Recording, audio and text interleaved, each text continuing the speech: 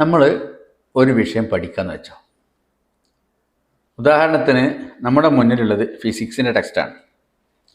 ഫിസിക്സിൻ്റെ text ഇങ്ങനെ വായിക്കുന്നതിനിടയിൽ ഒരു സ്ഥലത്ത് എത്തിയപ്പോൾ നമുക്ക് പെട്ടെന്ന് അതുമായി ബന്ധപ്പെട്ട കെമിസ്ട്രിയിൽ സംശയമുണ്ടായിരുന്നതും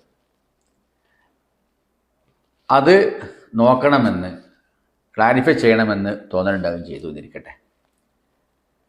സംഭവിക്കുക എന്താണെന്ന് വെച്ചാൽ പഠിച്ചു കൊണ്ടിരിക്കുന്ന ഫിസിക്സ് പൂർത്തിയാക്കാൻ നമുക്ക് സാധിക്കില്ല. നമ്മൾ കെമിസ്ട്രിയിലേക്ക് പോകും. കെമിസ്ട്രിയിൽ നിന്ന് പെട്ടെന്ന് മാത്തമാറ്റിക്സിലേക്ക് പോകും.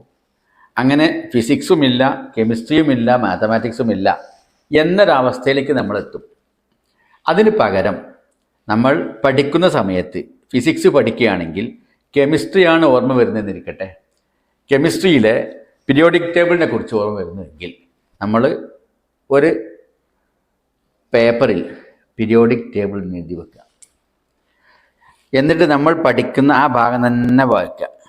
പഠിച്ച ശേഷം നമ്മൾ പീരിയോഡിക് ടേബിളിലേക്ക് പോയി അത് നമുക്ക് പഠിക്കുക.